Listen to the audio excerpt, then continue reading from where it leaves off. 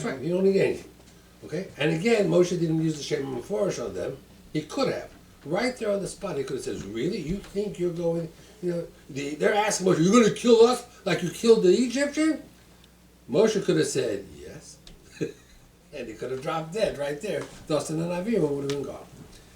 So Moshe says, I know. Now it's amazing that when Hashem speaks to Moshe to go down to Mitzrayim, and Moshe says, I'm not interested, Hashem says the people that harmed you are dead. Right? No longer.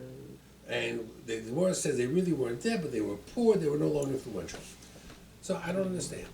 Hashem says to Moshe, what are you afraid of? Dotan and Avira, I've taken care of them, I've neutralized them. Moshe should have said to Hashem, Dotan and Avira, I'm worried about Paro. Paro tried to kill me once, I come back there, what do you think is going to happen? He's going to kill me. Must be, this is what the Medrash says, must be, Moshe was more afraid of Dosan and Aviram's mouth than he was of Paro's sword. That means when Hashem said, go back to Egypt, Moshe never said, I'm afraid of Paro. Paro didn't bother him. Paro's army, I don't care. Paro's desire to kill me, not a problem. Dosan and Aviram's mouth, I'm not interested, he said. I want nothing to do with Dosan and Aviram's mouth. He was more afraid of Dosan and Aviram's words than of Paro's sword. I mean, it's an amazing thing. And he never used the Shem Meforish. Why he accepted them to come with him? He accepted them to come because he was given the mandate, take everybody who wants to leave Egypt out of Egypt. Mm-hmm. Millions died in Egypt. Now, in the end, Dosan and Aviram were just no good. And no matter how much Moshe avoided them, they found the lowest common denominator, in this case Korach, and they rebelled. And they got their just due. They both were wiped out. But, and Moshe repeats many times in the Torah, and even later on when he goes through the story of Korach, he doesn't even mention Korach. He just mentions Dosan and Aviram. He almost looks like Korach was an innocent bystander caught up in Dosan and Aviram. So he blames Dosan and Aviram. So, but it's just interesting the extent that he does. Now, we talked about Noshim Tzidkonios, how all the women's names are in this Parsha. There is a Gemara. The Gemara says that the Hebrew word for pregnancy, a woman is pregnant, it says Vatahar, Vateleben. Vatahar. If you take those letters, Vatahar, Vav, Tov, Resh, Hey, and you mix it around, what does it spell? Torah. So the Gemara says, from here we see that when a woman is pregnant, the child learns Torah with a malach. Because the word Vatahar spells the word Torah. And I once told you that there are many Hasidic Rebbes that when they would see a pregnant woman walk into the room, They would stand up. They would stand up. They would stand up out of respect to the pregnant woman because she was learning Torah from the mouth of a Malach Hashem. Okay, so now, it brings down over here that a new power came up, Asher lo yoda es Yosef. What does his knowledge of Yosef make any difference? So they say that the knowledge of Yosef was something called Hakarat HaTov. That means he made himself unaware of Yosef. I mean, Yosef did all this good for Bnei Israel and for the Egyptians, and this new person made himself, this new Paro made it unknown. And historically, we see that over and over again. There were many Jews and many Jewish communities who were in exile, who were loyal to the government and loyal to the countries they were in, and worked very hard. Germany, they fought in the First World War. There were many, many times that the Jews were very actively involved in government and politics. And did it make a difference in the end? No. No. Russia also. What? Russia also. Russia also. It never made a difference in the end. In the end, no matter what happened, Jews left. the Jews Yeah, but either they served there, were everywhere. expelled. In Spain, they were expelled, or they left, or they went wherever they had to go.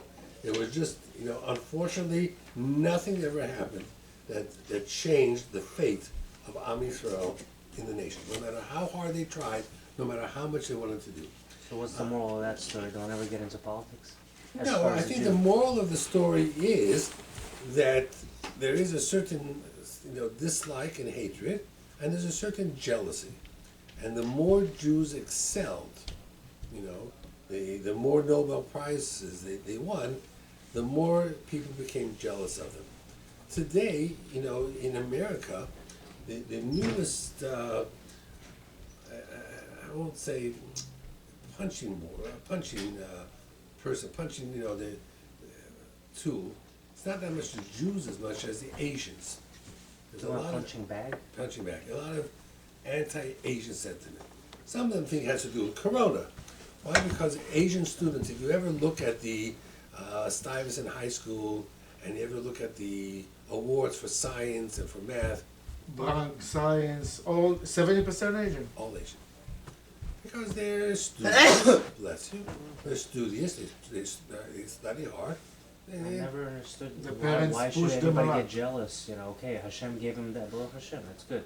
Everybody's got their thing that they're That good is at. correct. What- And yet, in America today, and Bechlal historically, people are jealous. People feel that Magi Ali, I should get the same thing for not making any effort. And they get jealous. And they just want what the other person It's the has. mind of a child, I'm sorry to That's say. correct. And yet it made it one of the Aseres Adibros was Lo Sach. No, we say it every morning. Okay. We say what every morning? שלא תעלה קנאתי על מישהו, Right. and Same thing. I guess they don't mean it when they say, or they don't understand, one of the two. That is correct. Now, in Rabbi Yaakov Feinstein, who runs JEP, he puts out one of these sheets, and I'm going to share with you that he brings out a story. It's a famous story. It's from O. Henry. O. Henry is an author. Many of you, I don't know, in high schools today, some people... They translated to Russian and to many languages. What, O. Henry? Yeah. Okay, the story was called The Gift of the Magi. That was the name of the story. It was part of that section. He says there was this couple in the early 1900s that were extremely poor. Maybe they had $1 or $2 in their pocket.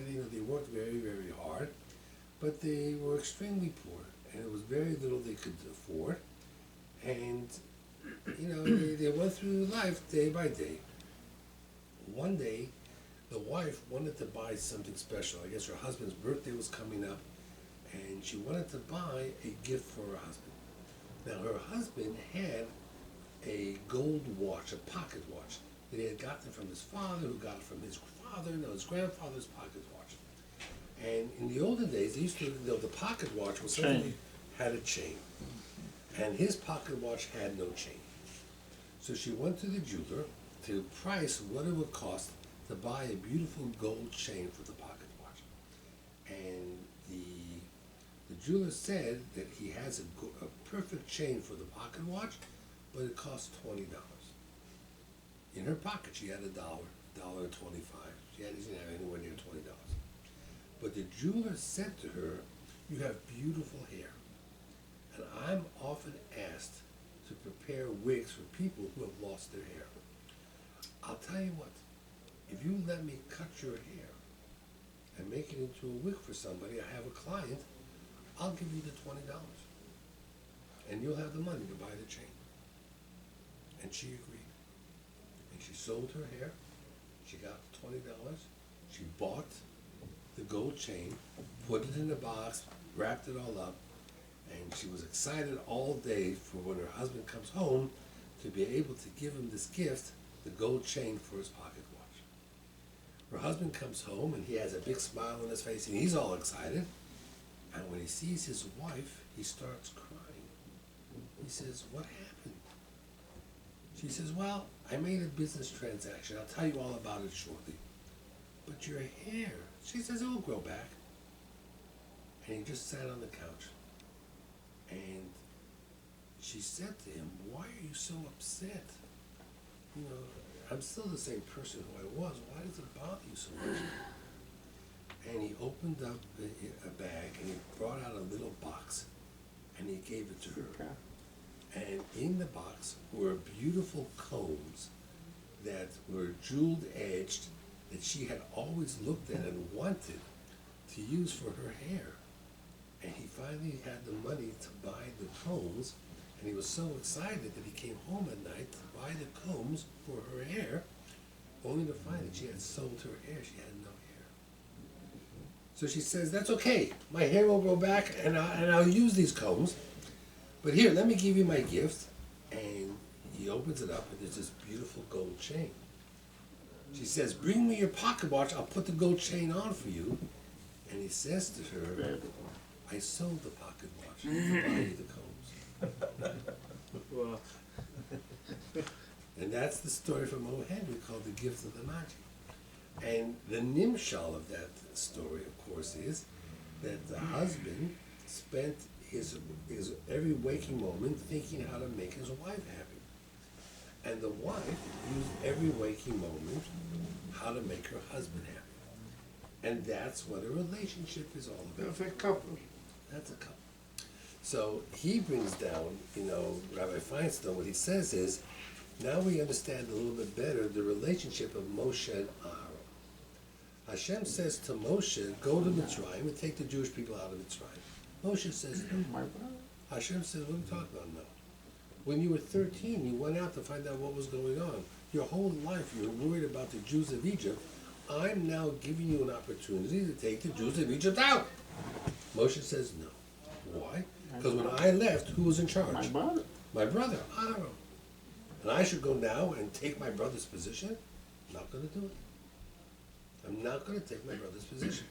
Hashem says to him, Aaron will be thrilled. He'll be so happy to see you. Trust me, you're not going to disappoint him.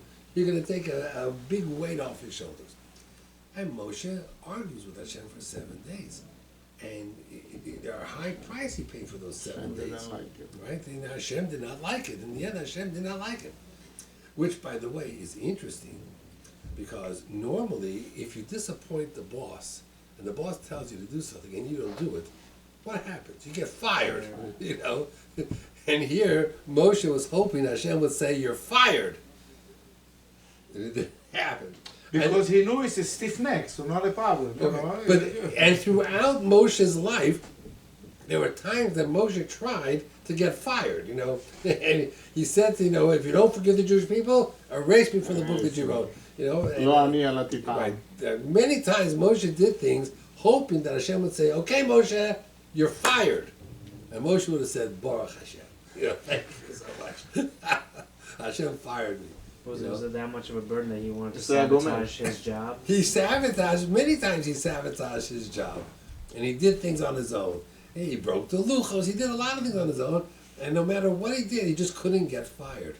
It was the most frustrating thing, It's like, Lahavdil, he says, just when I was out, you bring me back in. I can't get out, I can't get away from this. So Moshe's relationship with Aaron was such, that you can't believe it. So I said this to somebody. So somebody sent me an email or an article. He WhatsApped it to me. He says as follows. Listen to this. A couple were out, says Christmas shopping, Hanukkah shopping. The shopping center was packed, and the wife walked around, and she was surprised to discover that her husband was nowhere to be seen. She was quite upset because they had a lot to do, and she became worried. So she called him on his cell phone, asking him where was he. In a quiet voice, he said, "Do you remember the jewelers we went to about 5 years ago when we fell in love?" She says, "Yeah, of course." "And do you remember that diamond necklace that we couldn't afford? And I told you that one day I would get it for you?" She says, "Sure, I remember that store well." And of course, in her heart, she's going, "Ah." So the wife started to tear up a little bit. She's on the phone with her husband. She says, "Yeah, I remember that very, very well. Why?" He says, "I'm in the sports bar right across the hall." From that jewelry store, I'm in the sports bar right across the hall. So Lahafil, in contrast to the gift of the Magi, whatever it is. That was a story someone said, "I heard your story. I have a different story for you. More down to earth, more realistic." And that was where that ended up. Okay, so we won't go there. there is over here the Medrash Rabbah in Shemos. The Medrash Rabbah says as follows: Paro said to Moshe, to the Jewish people, "Nirpim atem nirpim. Your people are lazy. You have too much free time on your hands." So what did he do? He says you have to make the same amount of bricks, but I'm not going to give you any straw. Of course, they asked the question, why didn't he just raise the amount of bricks they have to make? If every day they have to make 1,000 bricks, they have to make 2,000. Paro didn't do that because that means the Egyptians who gathered the straw would have to work twice as hard. He'd be punishing his own people. So by not by not giving them straw, the Egyptians could stay home now. They didn't have to go out to work and gather straw, but the Jews had to gather and do it on their own. So the Rabbi Yaakov Kamenetsky says that this forced the Jews, by the way, to collect straw on Shabbos. That means while they were slaves, they kept Shabbos, they kept Shabbat. They didn't work on Shabbat. Now, at the very end, they were forced to do work on Shabbat. Then Rabbi Yaakov Kamenetsky brings down the Gemara in Baba Basra that Moshe Rabbeinu authored 11 chapters of Tehillim. That means we thought on Shabbos morning, Tefillah LaMoshe, Isha Elokim. And the Gemara says that Moshe wrote these 11 chapters of Tehillim on scrolls and gave it to the Jewish people that they used to daven or read every Shabbat. And it used to be mechazik them, it made them feel good. Because Moshe wrote, Mizmor Shir Liyom HaShabbos, L'Hagi Ki Yosher Hashem Tzuri V'lo Avlo Sabo. In Yoshe B'Seiser Elyon it says, Lo Siro Mipachad Laila. There were a lot of things. Kel Nekomos Hashem, Kel Nekomos Ophia, L'Chuna Ranano, Kabbalah Shabbat.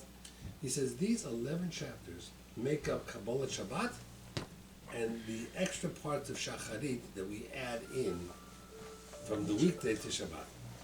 And they were all written by Moshe Rabbeinu. David HaMelech incorporated it into Tehillim. How is it? What? How David HaMelech received it? How he knew about it, I don't know. The Gemara doesn't say. He got it, Sefer Tehillim. David HaMelech. He was the author. He was the author, but He had a Ruach HaKodesh. Right. So it says over here that these chapters brought tremendous chizuk to the Jewish people all the years they were slaves. And now, in the end... Those before he left? Yeah, before he left. He left So- it to them as... So they were looking up to him that much? at that time. And now, at the end, everything unraveled. Paro took away the straw. They no longer had the straw. Therefore, they had to go out and do the work themselves. They no longer could keep the Shabbat, which Moshe had given to them. As a consequence, they couldn't say Moshe's Tefillot. They didn't have the Chizuk. And everything that Moshe did. And they began to be... And as things unraveled, who did they blame? They blamed Moshe. Before Moshe, they worked on Shabbat? And before Moshe, they were working on Shabbat, and Moshe put an end to it. So he negotiated that with... That's right. Paro? Before everything, yeah. Amazing. It is. There are certain things about Moshe that, we don't know a lot about his youth. Yeah, we talked about he went to Midian, and he was in Cush, and he was, all the different things. We don't know a lot. We don't know a lot about Moshe. But there were a lot of things he had done for the Jewish people that he had put into place that simply unraveled at the very end. And as it unraveled, the people just lost any ability to think. In order to think, you need sometimes a few moments. So when someone throws at you information, you say, "No, I need time to think." You need time to think. They had no time to think. And when Hashem says, Moshe comes back to Hashem and says, "What did you do?" I'm trying to get the Jewish people on my side. I had them on my side, now I lost them. So Hashem says, "You'll get them back." He said, "I can't get them back. They have no time to think." Well, then you'll talk to Paro, right? And that's what he said. Haim b'nei Yisrael, the Jewish people are not listening to me, and they want to listen to me. How's Paro? Paro never wanted to listen to what I had to say. I can't even get the people who want to hear what I have to say to listen to me. Imagine trying to give it to people who are not interested in what I have to say. And that's where Moshe, next week we get into Va'era, we're going to get into a little bit more as to how difficult it was for Moshe. They bring down a story over here. Listen to this. One last story, then I'll let you go down with Arvit. it says, I saw the story. One of the story is told of a young shopkeeper in pre-war Europe. So he davened in a Hasidus shtibel. He was a chassid, let's say a sapra chassid. So every morning he would daven in the Hasidic shtibel, wearing his Hasidic dress. And then after davening, he would go home, and he would change into his suit or whatever it was, and his work attire, his work clothes, and he would go to work. And he did this all the time. He davened in one set of clothes, his Hasidic clothes, and when he went to work, he put on his American Goyish clothes, and he went out to work. And when he came back from Mincha Marv at the end of the day, he went back home first, changed back into his Hasidic clothes, and then went to work. Finally, one day he says to himself, you know what? I'm a fraud. I'm a faker. Everybody thinks I'm a Hasidic guy, I'm a good Hasidic guy, they see me in shul, I'm always wearing my Hasidic clothes. But all day long, I wear Goyish clothes, I wear regular clothes. So, I'm a fraud, he says. You know what? I'm going to stop doing that. And the next morning he comes to shul wearing his work clothes, his Goyish clothes. And now he feels he's being true to form, he's being honest. He's not a faker. Someone decided to come over to him and says to him, how come you're dressed that way? And he says, well, I go to work. These are the clothes I wear to work. And he says, well, I know that. We all here in shul knew that you got dressed differently to go to work. He says, yeah, well, I didn't want to be a fraud. He says, let me explain to you. When we saw you in your Hasidic clothes for davening, we believe that's the real you. And your work clothes, that was the fraud. Now you're coming to shul in your work clothes. Now you're telling us your work clothes is the real you. And your Hasidic clothes was the fraud. So he said to him, just tell us the truth. Who's the real you? Are you a Hasidic guy at heart who has work clothes? Or are you a work guy who's no longer Hasidic at heart? That means we all know that there's many sides to each and every one of us. Some of it is fake. Some of it is real.